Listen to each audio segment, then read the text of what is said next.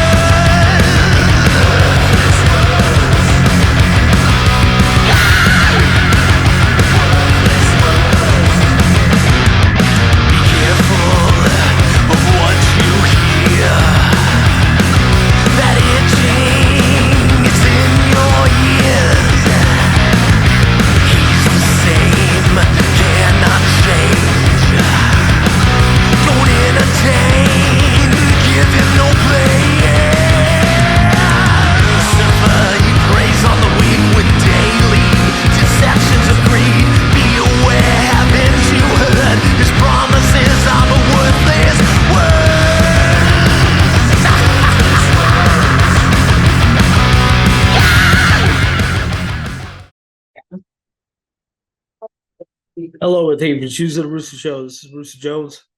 Today we have Applehead, which is Greg Binier from the Crucified, and also a side project band called Binier. Been a big fan of his since the beginning, so do not be deceived. He will be here. Hello and welcome. Hey, how you doing, Rooster? Can you hear me? Yes, I can hear you brilliantly. Good to see you. Perfect. All right. Right on. I'm gonna try to keep my head in front of that light back there, so it doesn't. It looks fine. You look fine. It's wonderful. All right. So how you doing, man?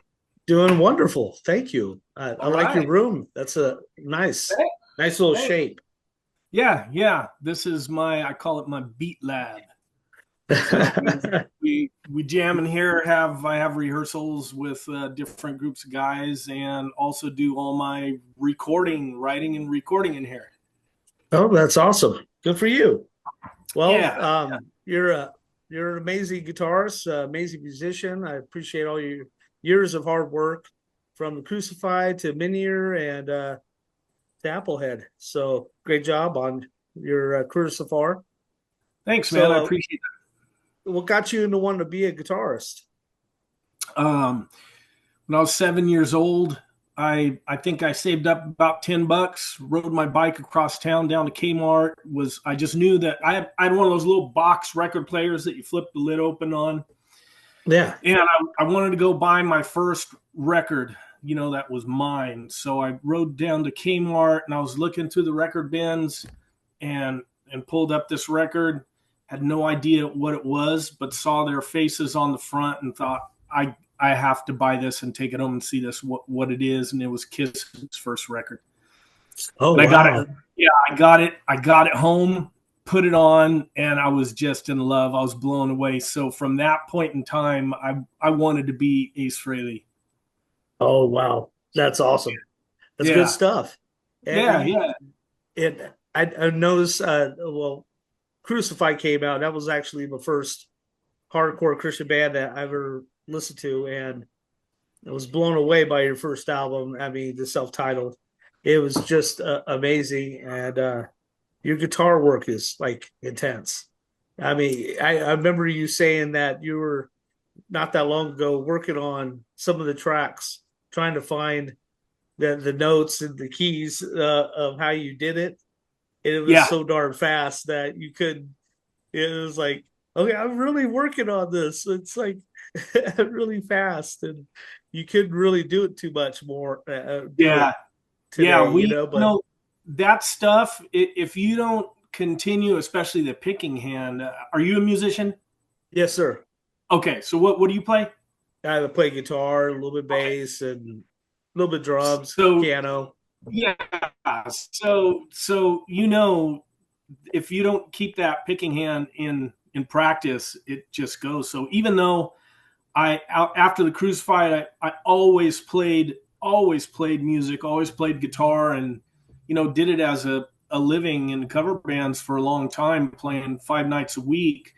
I wasn't going diggy, diggy, diggy, diggy, So in 2009, when the Crucified got back together to do a string of reunion shows, learning that stuff was some of it was still, I couldn't believe, total muscle memory. Knew what it was. The left hand was fine, but this hand really struggled. And then relearning some of the solos, that was the hard part for me. Yeah. Yeah, Did you because did you kind of have to did you have to fake the funk a little bit with some of the yeah, tracks? some of it, because I'm not a trained guitar player. I don't know a bunch of scales and stuff like that. So a lot of stuff that I played, especially back then, would have probably been pretty unorthodox and didn't really fit certain scales, and certain notes might have not been in a scale that someone would play. Yeah. So trying to go back and listen, and what was I doing there? It was pretty hard, but I got close, close enough. So how was that little reunion type of shows? A few of the shows were cool, and a few of them were not cool. Sucked. Oh, damn. Cornerstone Festival was pretty cool going back there, because we played there so many times back in the day. Yes, you have. Yeah.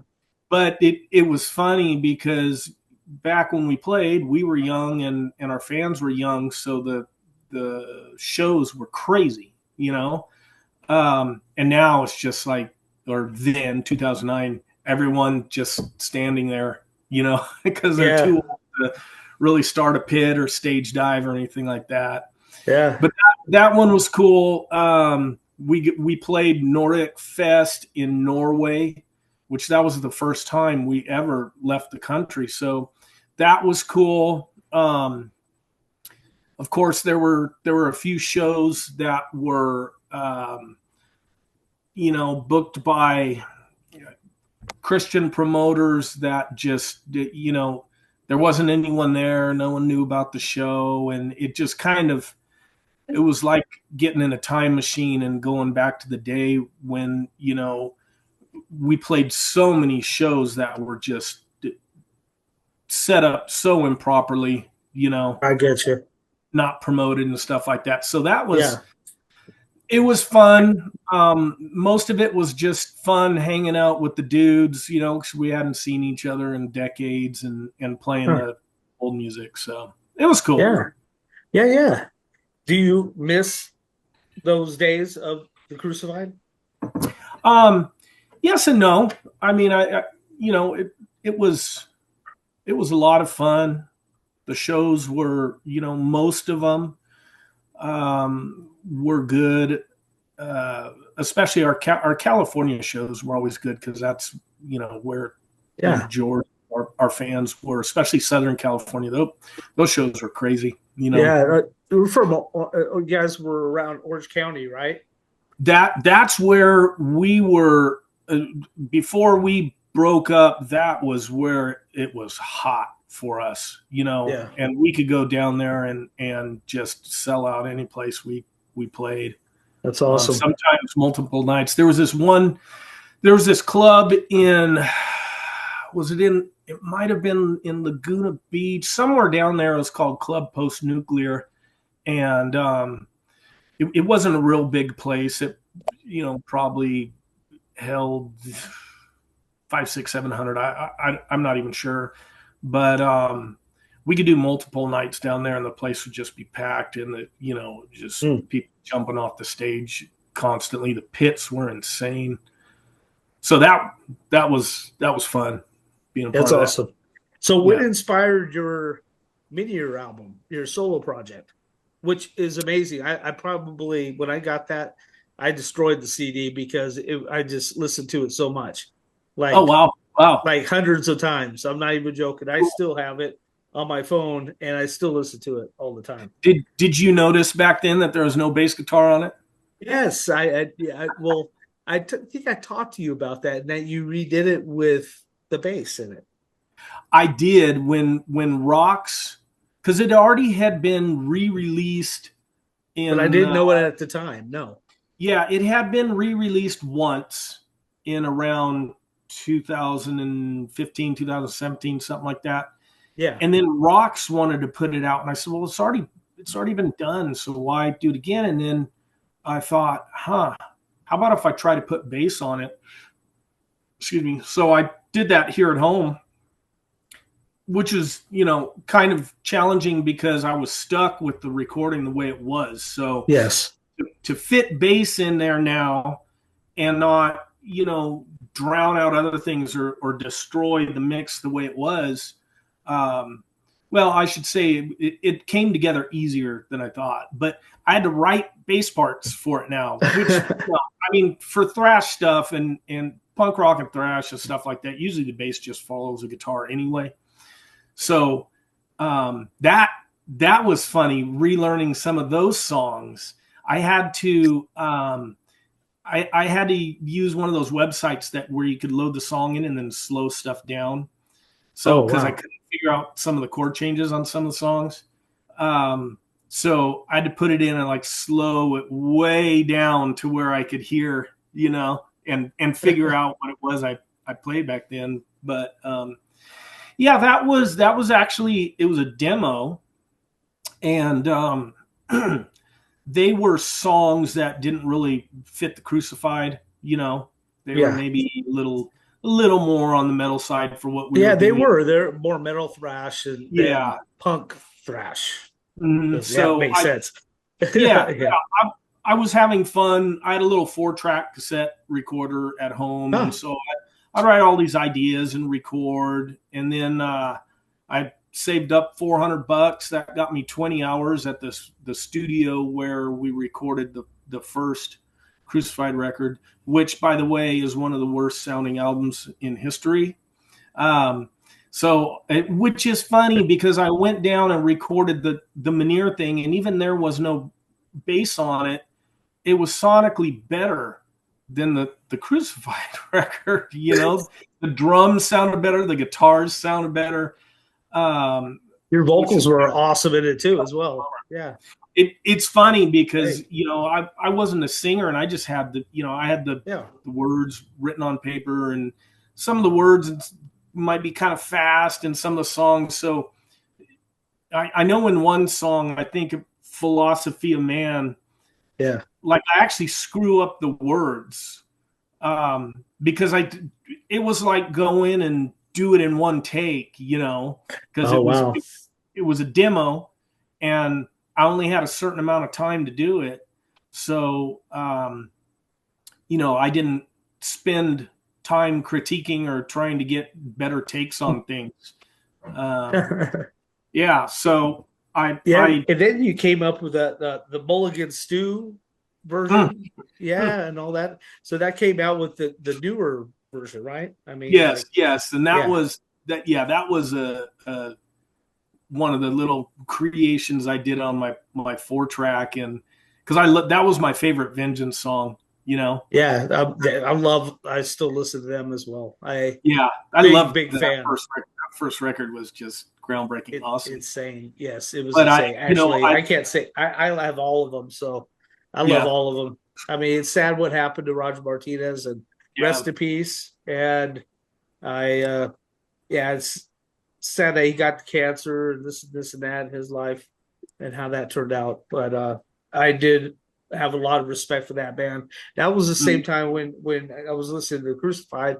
I was, Crash Dog came out, Mhm. Seventh Angel and Sacrament and all that stuff. I was a big fan. Believer. Oh, I'm a big fan of Believer. Oh Lord, I would love to have them on the show too. I'm a big fan, but I heard he's a doctor. Doctor? A doctor, yeah, like Whoa. a neurosurgeon or something like that, or Wow. yeah, the Huh. lead singer dude, yeah, yeah, Uh-huh. yeah, Crazy. Yeah. yeah. Like this song is still one of my favorite. I love that their version of that U2 song. Like a Oh, that's song. right. Yeah, Yeah, yeah. I forgot about that. They were a great band. Man. and yeah, hands And down. the guitar tones they had, I absolutely loved back then. I remember asking them, you know, man, how do you get that guitar tone? And I forget what amps they were using back then, but if I remember correctly, they used to compress the crap out of the guitars. And that's how they got that sound that I was hearing in my head. Like it was just like you can hear every note and the riffs and the gallops and this and that. Yeah, And just great sound, great band. yep. So Applehead actually used to open for Crucified, if I remember correctly, right? Yeah, we would do like two songs before the Crucified would come out. And it would be Jim on drums, Jeff on bass, and then a second guitar player would be, someone from one of the bands that was usually opening up for the Crucified. Okay. So yeah, I'd talk to him ahead of time and say, hey, learn these two songs and, we'll jam them before. So it wasn't like a full opening slot. We'd just go Oh, do a couple songs, but it was always cool. And the people, the crowds there really dug it, but that was the only time anyone got to see any live Applehead stuff. I don't know why I never, formed a band out of it.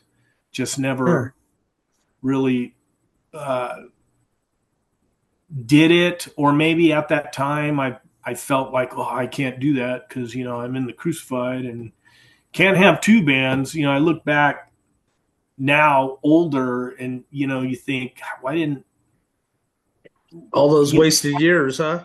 you wasted years and kind of wasted opportunities, Yeah, that I might have been able to do a little more with it. yeah. I know that you have a really kick butt track called Faster. Just came out. Wonderful job on that. Thank And you. it is fast. It's good. I It like is it. that song. I actually wrote the music for it in 2009 when we were doing those, when we were, Yeah. Crucified. kind of back with the Crucified, and we had talked about putting out a small amount of new music, like an EP. Yes. Um, so I wrote that one, and then I got together with Jim and had him, play a drum track, and so I put all the guitars and bass to it, and then threw it out to the guys, and Mark liked it. Jim loved it. Mark liked it. Jeff hated it. Um, and we never ended up doing anything with anything. Wow. So yeah, as when I was writing songs for this next Applehead record, I came across that on my laptop, and I'm like, okay, I'm gonna re-record this and put some vocals to it. You're talking about the light side of the apple? Uh, no, faster will be on the upcoming record. Oh, okay. Yeah. Okay. All Mhm. right. So on Meaning, that was your first album, Meaning 1992. Was that Yep. all you? That was all me except for a few guest spots. Um, Chris Morris, the engineer, the recording engineer, played bass on a song. Guy named Tim played drums on a song. Guy named Jamie, who played guitar for Scattered Few, played lead guitar on a song. And I like them. Bobby, yeah, Scatterfield's awesome. Well, and Jamie was a phenomenal guitar player. Like he was playing Scattered Few, which wasn't like a guitar solo band, you know? Yeah, no. Jamie had gone to GIT, so he was a schooled shredder. And he lived in Southern California. So when I was down there recording, I said, "Hey, you want to come do a solo on a song?" Sure. Came down. And I remember that dude sitting at the console, and, you know, he probably took an hour to work out his solos and just shredding on that song. I remember he's shredding so much that he was just beads of sweat were coming off his face, you know? That's so cool. But yeah. And then Bob Moon, who ended up, you know, becoming an engineer and producer and stuff. He was hanging out with us in the studio all the time. Just hanging out, helping with some recording and stuff. And he played keyboards, so he played on a song or two as well. So but other than that, you know, I played the drums, bass, guitar, vocals, all that. Yeah. So what's the purpose of Applehead? What's your goal? What do you hope to achieve with it? I like to write and record music. So it's just a labor of love, fun, really. You know, if obviously I would like as many people to hear it as possible, because that's the purpose. Other than just doing it for myself, the purpose to put it out is just for people to enjoy it. So that's been the kind of frustrating thing with the light side of the apple is the reach is only so far, you know. It just is kind of sat in this Christian nostalgia world, and been very well received, but it's like I want other people to hear it. So that's what was cool with bless you. Thank you. With the song Faster is Jamie, my bass player now, his son created and put out this fan film for Hot Wheels accelerators. And so that song is in the film. He used it. So when we uploaded to Faster to all the streaming services, we didn't tell anyone. So it wasn't like, it still hasn't been like released as a single at all. We just put it out there so the people that are fans of his film could hear the song.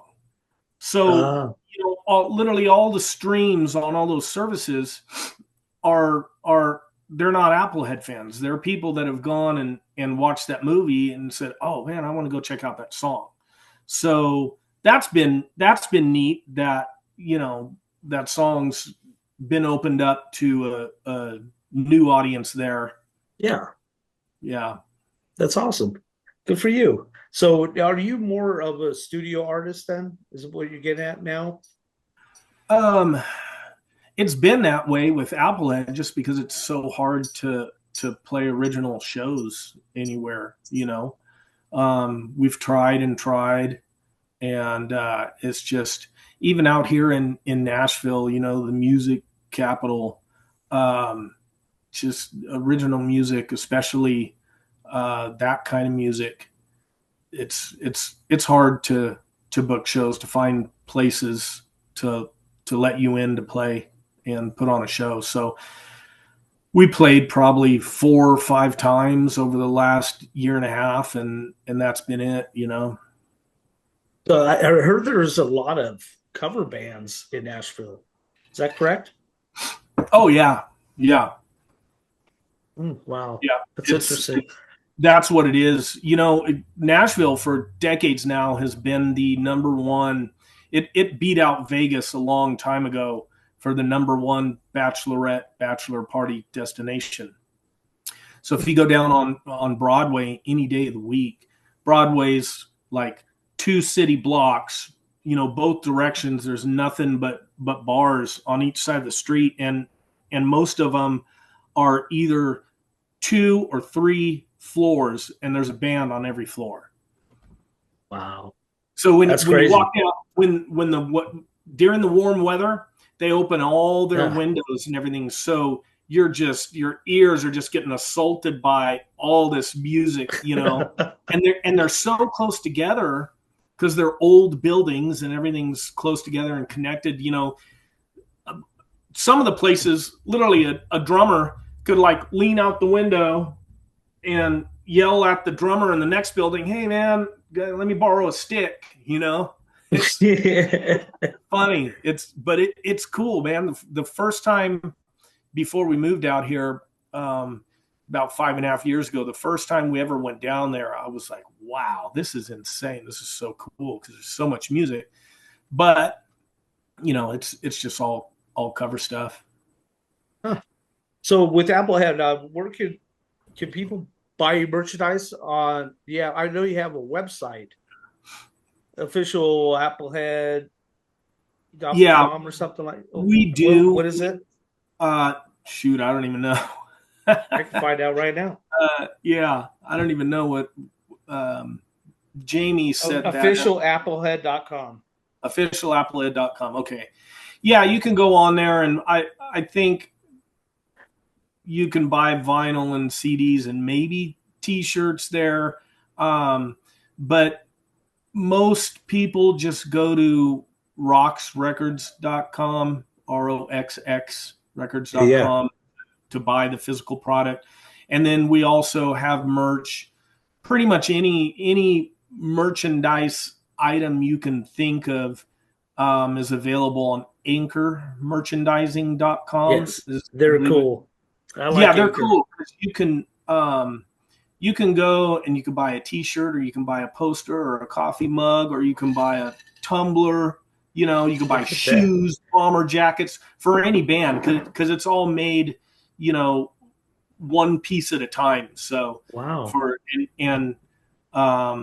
He's got hundreds of bands on there. I did notice that they had Applehead merchandise on there. Yeah.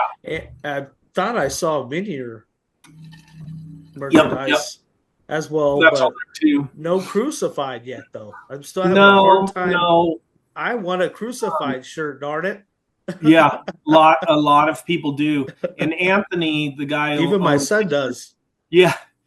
Anthony, the guy who owns Anchor Merchandising, he and I have talked about it several times, and he's like, Greg, come on, man, we got to do some Crucified merchandise. But I'm telling you, man, it just making anything happen with those guys is kind of hard. And there's nothing to make happen as far as merchandise, because all you got to do is tell Anthony, okay. And then, if there's certain styles of merchandise that you don't like or ideas that he comes up with, you can say, no, don't, like some of this, I'll be honest. There's a lot of the merchandise on there that I don't like. I don't like shirts that just have like the album cover, to me, that's boring and generic. Of course. I like merchandise that's like merchandise you'd go buy at a show or something. So one of the Applehead shirts that is available there, it's got like that design on it. So that's cool. We sent him that design and said, hey, do this as a shirt. So what I'm getting at is people could have Crucified merchandise if we would just tell the merchandiser, okay, go ahead, but no one seems to want to do that outside of me. So when you talk about, when you say nobody, you talk about Mark Solomon and all that stuff, those guys. Yeah. And I know he has Stage Saker and all that, and whatever else he does. I can't say for sure, but I know that Mark especially, he did all the artwork for everything we ever had. No one did artwork for him. He drew every shirt. He came up with the idea for the album covers. The Pillars of Humanity album cover. He actually he drew it, and we gave his drawing to this artist. I can't think of his name right now, but he worked on, I believe it was the Evil Dead movies. And Yeah. so he made the like claymation model for the album cover, which That's cool. actually Mark's drawing was so much cooler than what ended up being the album cover. But being that Mark is an artist, I think he at least would want to make sure that any merchandise was like super cool and high quality and this and that, and nothing kind of generic. Yeah. So I don't know.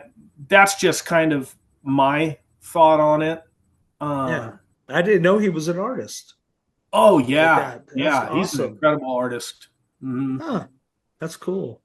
That Yeah. Pillars of Humanity was Any a low, any intense yeah, album, man. That was, you can't get much hardcore than that. that well, I was really proud of that album. The first record, a lot of people like the first record better. To me, the first record, there's still a lot of lifted ideas and stuff that was kind of ripped off, because those songs were written over quite a long period of time, and we were still kids when we started some of those songs. So That you had 3 demos supposedly before even that yeah, album came out, right? yeah. So I think I was still 18 when that first record came out, and some of those songs were probably a couple years old, maybe. So point being is that we were still young and learning and developing our sound and stuff. Now, flip side of that is that makes that album cross more musical styles and stuff than Pillars. Pillars was more focused, but Pillars ended up, that's when we had our own sound and style, Yeah. I would say. Yeah, definitely. The earlier one, I mean, yeah, that's the one I first started with, and so I mean, I can understand. Some people say that that's their favorite. It's not necessarily my favorite. I think Pillars is my favorite, to be honest. But I connected with that first album. Yeah. I mean, when you wake up in hell, ask yourself, tell me what's your image. Are you proud of yourself? Come on, baby. Yeah. I love that. I mean, just everything about that album was just really raw and in your face, and I loved it. I appreciated that. And you said the quality. Oh, I don't mind about the quality. Punk rock could be raw. It could be that garagey sound if you want, and that's. I mean, it's to me that's some of my favorite type of music. Is I mean, when it's so dang polished, that it almost takes away some of that I don't know. I just like the raw. You know what I mean? I appreciate more raw. I agree with you 100%. And it's funny because like all the punk rock that I was really into, I never like totally delved into one genre for my fandom of music. I always, I liked the 70s rock that I grew up. And then as a teenager, I fell in love with metal, and I also fell in love with punk rock because my brother had moved and gone to UC Irvine and came home after his first year with all this music that I never heard. And I was in junior high, and he came home with Minor Threat, Dead Kennedys, GBH. Who else? Those are the 3 that I really latched onto and absolutely loved. I even remember in junior high in 8th grade, you'd cover your books in the brown paper bag to make a book cover. Yep. And I had the Dead Kennedys logo on the front of it. No one even school even knew what that was, but I'm like, Dead Kennedys, You're in a cult. That record, that Fresh Fruit for Rotting Vegetables record, I absolutely loved it. But I wasn't like into punk rock like say like Mark was. Mark was a punk rocker. That was his jam, you know. Yeah. I just kind of I dipped my foot in. Yeah. But where I was going with that is sonically, those records suck. So like, you know, you listen to Minor Threat and it's like sonically this is crap, but like you said, I love it and would hate it if anyone ever remixed it. Yeah. You know, Like the early Black Flag. Same it's way. yes, all the Can't change that shit. energy Can't is in change it. that recording as is. But for me, if it's something of my own, like the first Crucified record, I listen to it and I'm just disgusted at how bad it sounds. So I get how a listener's like, no, I love it just the way it sounds. But for It's me, I'm like, perfect. dang, I wish it sounded better. But like you said, you know, that could have, if that had been polished and sounded better, it could have taken a lot of the personality out of it. Very true. Very true. So that's awesome. I grew up actually. I consider myself a mutt of music because I love goth rock as well. Was a big fan of Dead Artist Syndrome, Michael Knott, and all that good stuff, you know, and then getting into metal. I already told you a lot of the bands I already fell in love with because honestly, I never got into Slayer. I never got into all those bands that were considered satanic or going that route, the darker side of metal. I, it's not in my conscience. You know, I, I can sit back and listen to Avengers Rising or Sacrament and pass out. You know, because I'm going to sleep with peace because I know what they're saying is comforting. You know, and biblical, and so I always when it came to metal, it was a personal thing that I'm not going down this route. I'm gonna listen to all these guys. Yeah. And so I mean, but when it comes to goth, you know, yeah, I listen to Christian Death, I listen to The Cure, Depeche Mode, all that good stuff. Big fan of all of them still. And then industrial. I love industrial like Circle of Dust and Seldwell or all but Argyle Park and all that good stuff, you know, and Starflyer 59, love them. Tooth and Nail Records when they first came out with all that good stuff, man. I just, you know what I'm talking about. All that they came out with so much good music at one point. And I don't know what they do now, but I know back in the day they were pretty amazing. They took So over once they came out. They just took over. yeah, and they did. That's You where just buy anything by them, and it was amazing. It was great. So anyway, so enough about me. That's where I'm just getting at that. I appreciate that all kinds of genres, just like you do. But Applehead. So do we have? You said you have some new stuff in the works already, Yeah, the and it's ninth, going to be out by next year. it will be out. Well, can't really predict when it'll be out. So the 9th song is being mixed right now, and then I've got to finish up a couple things on the 10th and final song and send that out for mixing. Then the record will be done. Then the question is just how do we put it out? So we could do it on Rocks again, or do it on No Life Till Metal, which is Scott Waters' label under the Rocks umbrella. But once the record is finished, we're at least going to try knocking on a few other doors that have a further reach. Yeah.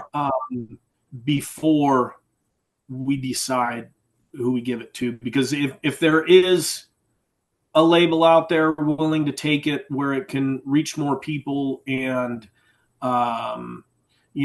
get us out there to where we could actually play some shows and stuff, and especially if it's more of a secular label, then we'll just see. Yeah, but hats off to Bill though. Bill no, there's and I'm not saying an amazing job throughout the years. I'm not saying anything negative at all. I want to preface that there. And I have absolutely loved working with Rocks. Just Bill's amazing. Everyone on the whole team is amazing, and it's so awesome what he's done coming out and just re-releasing all this music, and then even with the No Life Till Metal stuff, re-releasing, getting the rights and re-releasing all this secular music that's been out of print for such a long time. Yeah. People that want physical product, which is pretty limited these days too, especially to genres like hard rock, metal, and punk rock. Those people still want a physical product. They don't want to just stream music. They want to buy something and open it up and look at credits and that's right. have it in their hand, and that's awesome. Right. So yeah, hats off to Bill. Anybody else you'd like to give thanks to? I mean, we got like a minute and 30 seconds. So anybody else you'd like to shout out to?